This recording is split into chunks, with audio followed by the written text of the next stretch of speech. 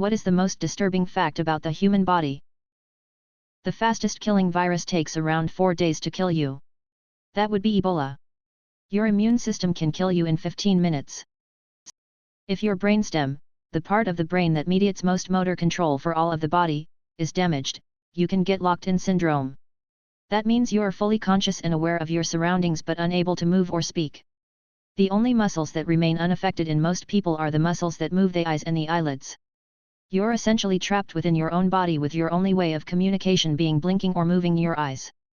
It can be caused by toxins, blockage of the basilar artery which is the main artery of the brainstem, or other brainstem damage. Some people suffer from exploding head syndrome, which causes them to hear a loud bang when they wake up. Not sure if this is by design, but I totaled my car once, almost completely uninjured somehow. Then I looked down to my right hand which I remember jabbing into my dashboard at 55 miles per hour. Unluckily, only my pinky took the blow. But instead of a floppy udder full of bone sand, my pinky was 0.5 inches long. Broke no bones, but instead perfectly stacked my phalanges, or finger bones, into my hand. This is fixed by a muscular Russian nurse grabbing your pinky with both hands and pulling very hard. God, I wish they gave me more lidocaine. Dr. Hit my pinky on dashboard, stacked finger bones instead of fracturing them. Edit, thanks for gold, S.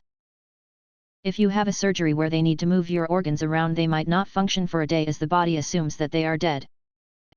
It is always making disgusting body noises. The only reason you are not aware of it is because the ambient noise kind of drowns it out because your ears focus on it. If you go to one of those super silent rooms that absorb all sorts of sounds, it is a really weird way to reacquaint yourself with your body. Your body knows all the answers of the biology exam but won't tell you. This is gonna end up one of those TikToks with Subway Surfers gameplay. Well, just this week there was a woman, local, in her late 20s who died of a toothache. She had posted on FB about needing a dentist over the weekend and decided to wait till Monday. Sunday morning she was gone. The infection went to her brain. I noticed this after my abdominal surgery. When I turned over in bed my guts seemed to fall from one side to the other. Mentioned to my doc and she confirmed it was my bowels rearranging themselves. Stomach acid is very powerful, it would burn right through us if we didn't secrete mucus every few hours. There's enough copper in your body to make a pair of headphones. The brain chemistry is stable enough to last thousands of years if not diseased, it's the rest of the body that kills us. There are a vast number of ways that your body can malfunction and kill you with little or no warning. An aneurysm can go undetected until it bursts and kills you. Getting hit in the chest just the right way can stop your heart. You can encounter an allergen that never previously provoked an immune response that freaks out your body so badly that you die. You literally just never know if your body will just die. A third to a half of all fertilized ovum do not result in a viable pregnancy. They are expelled as a heavy period instead. Most women don't even realize that they miscarried. What is the worst way someone's asked you to leave after sex? Asked if he could drive my car to the gas station to buy cigarettes and when he came back he told me he left my keys in the car and it was running. Deleted. An old friend invited me over for her famous beef stew. I got there, we fool around, had sex, then right after she handed me a Tupperware of the stew and said, "You got sex and stew, now please leave." Still not sure if that's the worst way I was kicked out or the best. Go grab some Taco Bell. You can eat it on your way home. Went home with a girl from the bar. After we had sex, she said something like, "So, think you can get an Uber now? If not, I guess you can sleep on the couch for a few hours." Here I was, sitting on some random girl's couch trying to find an Uber at 4 a.m. Mercifully I did find one, and when the guy picked me up he said, "So, your hookup kicked you out?" I said, "Is it that obvious?" and he replied, "You weren't the first one I drove back to their car tonight and you probably won't be the last." We were dry humping, fully clothed, no hand stuff, and he came. After a couple seconds he asked me to leave cause he was tired. Then he walked me to the door with his cum pants. While dozing off, he gently tapped my shoulder, and said, "Maribel, you can't stay here. My name is not Maribel." He finished, got off me, started looking at pictures of other women on Instagram, and commenting on how much more attractive they were than me, and told me, "Oh yeah, you can go now." We were best friends for like 2 years up until that moment. Oh boy. So this was my first time actually hanging out one-on-one with this guy who had been sending me flirty messages for months. We fool around in bed, he comes, he says he's going to the bathroom to clean up and will be back in a minute or two. I wait, I hear the TV turn on in his living room, he starts watching a Civil War documentary. I asked if he was done hanging out in bed or if he was coming back, he tells me to stop yelling at him. I genuinely still don't know if he was sarcastic or not, but it didn't sound like it. He sounded serious. I definitely wasn't yelling haha. I get dressed, come out of his room, and sit on the couch for a few minutes in silence while he watches his Civil War documentary. I leave for the night and he awkwardly walks me to my car. For some reason, I asked him for a goodbye hug, and his body was as stiff and cold as a wooden board. He was not into it. It was honestly mildly upsetting, confusing, and uncomfortable. On the way home he sends me a message saying that next time we should have a sleepover.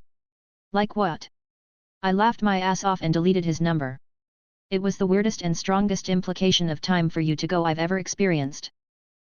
A girl I was FWBs with rolled over while still naked, farted in my direction, and told me to lock the front door on my way out.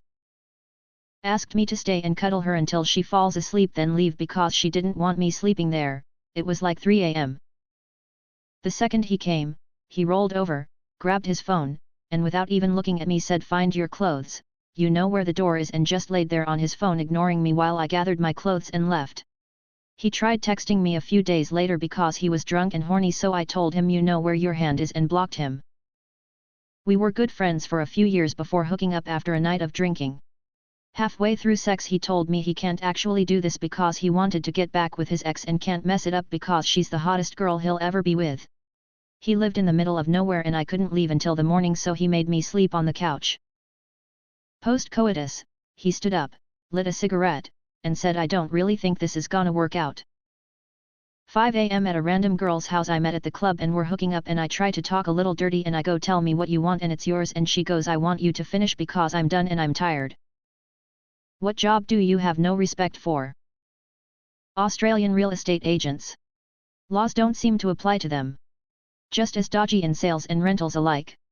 Never seen anything like it overseas. There are debt collectors who call relatives of the deceased to pay off their debts when they are not legally obligated to. Where I live, tax info was leaked and now scammers are targeting low-income individuals/families, people earning under $30,000 per year, with e-transfer scams. I got one the other day that was an e-transfer warning that $240 a family member sent me was about to expire. The pastors at mega-churches whom ask their followers for money for private jets. Absolute scum to abuse others' faith for your own greed. MLM managers. Not the low-level idiots that get suckered into it, they suck too for trying to bring new people into that shit show, but the people who create them know exactly what they are doing and are pretty much the only ones who profit off of it. Should be illegal. Pyramid schemes are illegal. None of them ever get the just desserts except occasionally by vigilantes, I assume. Televangelists. Timeshare salespeople. Managers of scam call companies. Any form of scamming in a job. Psychic mediums. Specifically those who prey on the grieving. Those journalists who write clickbait articles. The ones where you wade through page after page of deliberately prolonged text and ads to get to the bit you want to read. Paparazzi. Dating expert. Scammers that scam old people via phone calls. Edit. Okay, this blew up, so I'll add a few things. This isn't a job in the traditional sense, but loads of call centers in India hire people to do this. You got to go through interviews and get paid a salary and commission. I was inspired by Mark Rober's latest video on tackling these scammers for this comment, but I appreciate Keepaga and all the other guys doing great work wasting the scammers' time or exposing these fraudsters. No, this isn't old people's fault if they fall for it because they had decades of experience, because when you get to a certain age your mental capacity reverts and you could become easily confused and misled, hence why I specifically said old people and not scammers that scam everyone. Something comparable on the same scale would be child kidnappers, but that's a separate category. The majority of the Indian population hates these guys as well, and these scammers are a small portion of the population, but if you watch Mark's video on YouTube, a lot of these scam corporations are protected by corrupt politicians and police, so let's all do our part and shut these guys down. Poachers. Especially big game poachers who purposefully hunt nearly extinct animals from species they _no_ are on the brink. I know there are poachers that come from rural villages who are trying to just put food on the table, which has my sympathy, but poachers who come from money and hunt down animals minding their business in most shelters or restricted areas just to put a head on their wall as a trophy are absolutely heinous.